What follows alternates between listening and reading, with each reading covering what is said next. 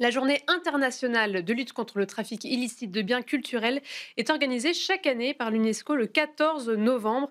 Et donc, lié à cette actualité, je suis ravie d'accueillir aujourd'hui Gergana Gincheva, qui est professeure de marketing, experte des industries culturelles à l'EDEC, l'école économique. Et vous êtes co-autrice de l'article Art et crimes organisés, de la prise de conscience aux moyens d'action, avec également un professeur à l'EDEC, Bertrand Monet. Merci beaucoup d'être avec nous.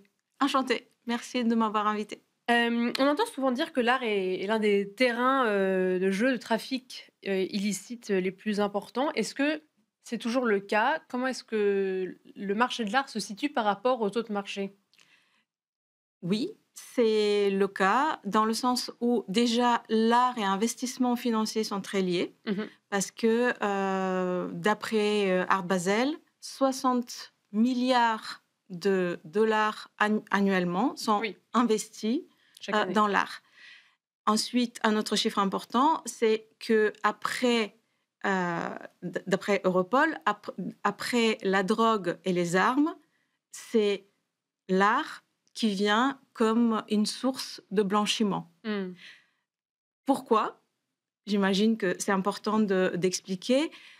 D'abord parce que l'art, le prix d'une œuvre d'art est assez subjectif. Oui. Ça dépend de l'évaluation. Il peut être aussi spéculatif. Pour vous donner un exemple concret, par exemple, en 2007, une œuvre de Basquiat a traversé la frontière avec un bordereau justifiant une valeur de 100 dollars, Oui. alors qu'elle valait 8 millions. Et elle faisait cette mauvaise Évaluation. évaluation faisait partie d'une opération de blanchiment d'argent, justement.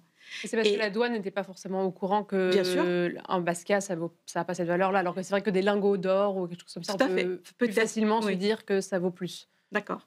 Et après, le marché de l'art manque de transparence parce que notamment avec les ventes aux enchères, par exemple, Mmh. gré à gré, vous n'êtes pas obligé de dire qui est l'acheteur. Il peut y avoir des services qui proposent, un achat sans dévoiler, On va revenir justement sur, toute cette réglementation après qui a évolué, mais est-ce que tout d'abord vous pouvez nous expliquer comment fonctionne, le blanchiment à travers l'art? Est-ce que peut-être vous avez un exemple pour comprendre quels sont, les réseaux, les circuits qui permettent de blanchir, de l'argent via l'achat d'œuvres d'art? C'est une très bonne question et c'est le premier résultat de notre étude, le mode opératoire. Parce que vous avez raison, peut-être le grand public ne s'imagine pas Mmh. comment on peut lier une œuvre d'art à un blanchiment d'argent. Donc c'est assez simple et ça s'inscrit dans les 3 phases du blanchiment d'argent, je dirais traditionnel, qui sont d'abord le placement, ensuite l'empilement et l'intégration. Donc d'abord le placement, je prends un exemple très concret. Imaginons un groupe de crimes organisés Mmh. de l'Amérique du Sud, par exemple, qui a fourni de la drogue à un autre groupe de crimes organisés en Europe, France ou Belgique. Donc, il va demander à ce que ce groupe en Europe garde, par exemple, 5% en cash de la transaction. Mmh. Et ce groupe-là va se mettre en lien. Donc ça, c'est la phase de placement. Il va se mettre en lien avec, par exemple, un agent corrompu sur un port franc. Imaginons, il y en a beaucoup, Genève, Luxembourg.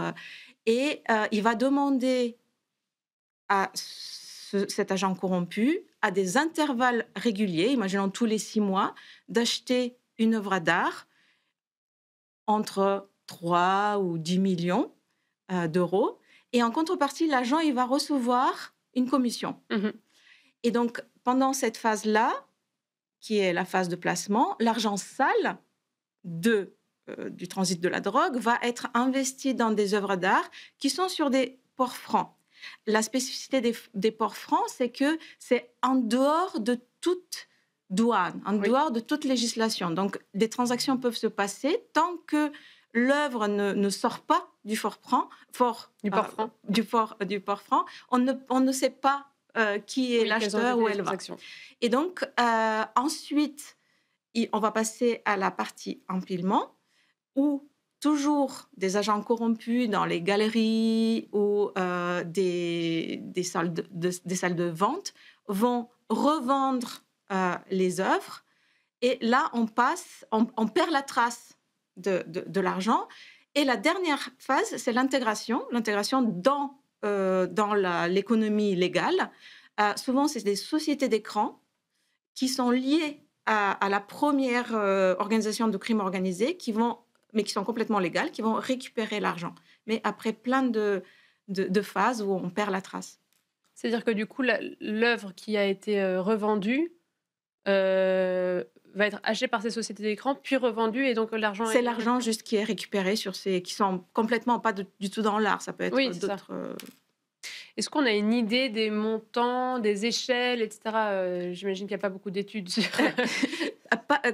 Entre 2 et 5 du PIB mondial est blanchi. Pas seulement par ouais. l'art, mais encore une fois, le blanchiment par des œuvres d'art arrive, c'est en troisième position en termes de sources.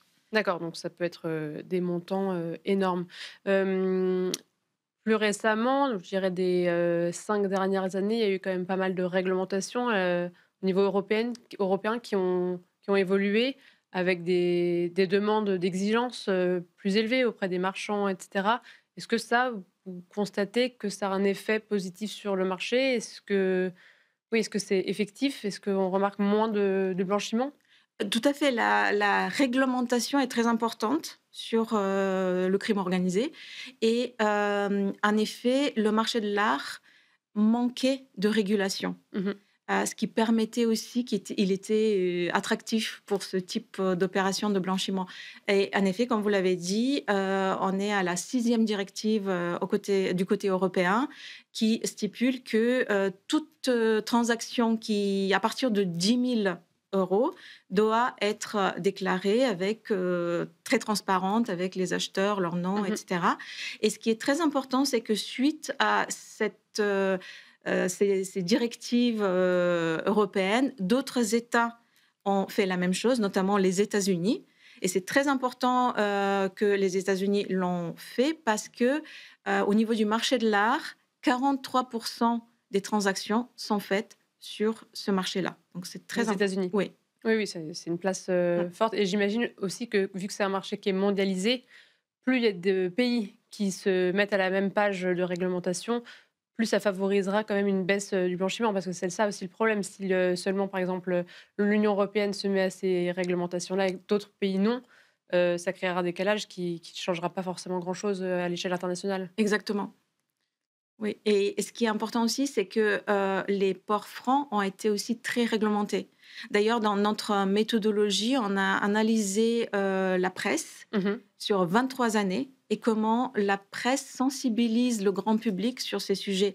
Et pour prendre l'exemple juste, des ports francs, dans les années 2000 jusqu'à 2010, il y avait énormément d'articles qui montraient des problèmes, de corruption ou des problèmes de blanchiment qui se passaient sur ces lieux, alors que actuellement, grâce à la réglementation des ports francs, on a de moins en moins d'articles qui montrent que la réglementation a fonctionné et le public a été sensibilisé.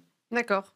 OK, donc un sujet, encore à suivre. Merci beaucoup, Gergana Guincheva. Je rappelle que vous êtes professeure de marketing, experte des industries culturelles à l'EDEC et co-autrice de l'article Art et crime organisé, de la prise de conscience aux moyens d'action, coécrit avec Bertrand Monet. Merci beaucoup d'avoir été avec nous et merci à vous toutes et tous de nous avoir suivis. C'était Art et Marché.